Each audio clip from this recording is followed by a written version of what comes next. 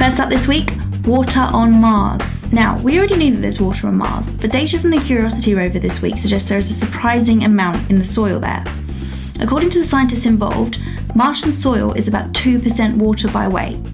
This is huge news for any future colonists because it means that they should be able to extract all the water they need directly from the soil rather than having to worry about transporting it over long distances. A research team in Korea successfully genetically engineered E. coli to produce short-chain alkanes of gasoline. Yes, you heard that right.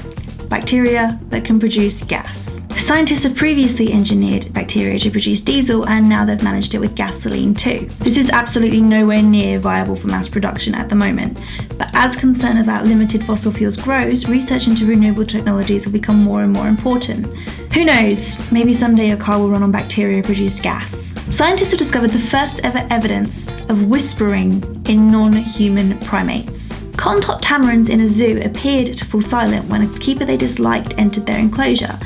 However, recordings later showed they had simply lowered their voices. The amplitude was only reduced when they were in the presence of this particular keeper, indicating that they use these vocalizations to communicate. A new fossil was announced this week, the earliest known animal with a jaw and a backbone. It was a type of placoderm that lived around 419 million years ago, and it's the closest thing we know to the ancestor of all modern animals with a jaw and a backbone, including us. Until now, it was thought that modern bony skeleton animals, like us, evolved from an ancestral fish that had a cartilage skeleton, like modern sharks, skates and rays. This find suggests the opposite, that a bony skeleton is the vertebrate prototype, and that modern fish with a cartilage skeleton must have lost theirs somewhere in their evolutionary history. The 32-year-old man has become the very first person to be fitted with a mind-controlled bionic leg. The artificial limb uses neurosignals from his upper leg to control the prosthetic knee and ankle. The cost has yet to be determined, but the scientists involved hope that the technology could be made available to more than 1 million Americans with leg amputations in the next 3 to 5 years. Researchers use lasers to accelerate electrons at a rate 10 times faster than conventional technology in a glass chip smaller than a grain of rice. This could eventually lead to compact particle accelerators that could be used in medical imaging and therapy, as well as in particle physics. At full potential, this technique could match the accelerating power of the SLAC's 2-mile-long linear accelerator in just 100 feet, and deliver more than 1 million more electron pulses per second. Finally, my bizarre science story of the week. A UK firm unveiled a plant called the Tomtato, a plant that produces both tomatoes and potatoes at the same time on the same plant. Now, according to the firm, this plant wasn't genetically engineered. It was instead produced using a technique called grafting.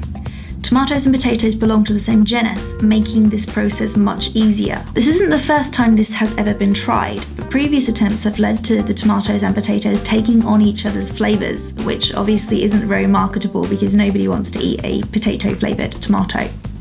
We might do, I don't know, you might be weird people. But the agricultural firms say they've solved these problems and that the tomatoes are even tastier than normal varieties. So, will you be growing a tomato in your garden? Thanks for watching guys, don't forget to subscribe and I will see you next week.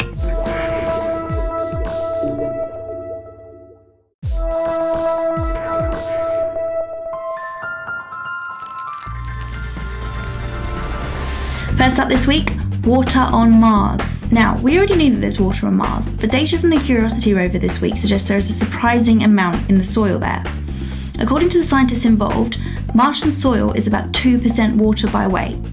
This is huge news for any future colonists because it means that they should be able to extract all the water they need directly from the soil rather than having to worry about transporting it over long distances. A research team in Korea successfully genetically engineered E. coli to produce short-chain alkanes of gasoline. Yes, you heard that right.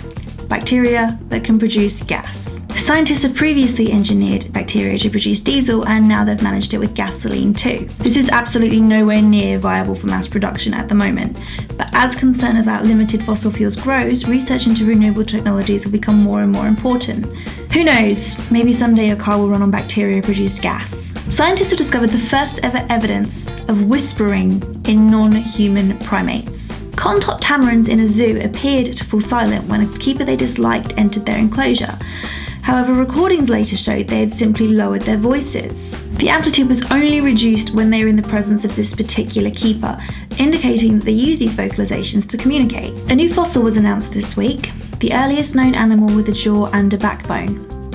It was a type of placoderm that lived around 419 million years ago, and it's the closest thing we know to the ancestor of all modern animals with a jaw and a backbone, including us. Until now, it was thought that modern bony skeleton animals, like us, evolved from an ancestral fish that had a cartilage skeleton, like modern sharks, skates, and rays. This find suggests the opposite, that a bony skeleton is the vertebrate prototype, and that modern fish with a cartilage skeleton must have lost theirs somewhere in their evolutionary history. A 32-year-old man has become the very first person to be fitted with a mind-controlled bionic leg. The artificial limb uses neurosignals from his upper leg to control the prosthetic knee and ankle. The cost has yet to be determined, but the scientists involved hope that the technology could be made available to more than 1 million Americans with leg amputations in the next 3 to 5 years. Researchers use lasers to accelerate electrons at a rate 10 times faster than conventional technology in a glass chip smaller than a grain of rice. This could eventually lead to compact particle accelerators that could be used in medical imaging and therapy, as well as in particle physics. At full potential, this technique could match the accelerating power of the SLAC's 2-mile-long linear accelerator in just 100 feet, and deliver more than 1 million more electron pulses per second. Finally, my bizarre science story of the week. A UK firm unveiled a plant called the Tomtato, a plant that produces both tomatoes and potatoes at the same time on the same plant. Now, according to the firm, this plant wasn't genetically engineered. It was instead produced using a technique called grafting. Tomatoes and potatoes belong to the same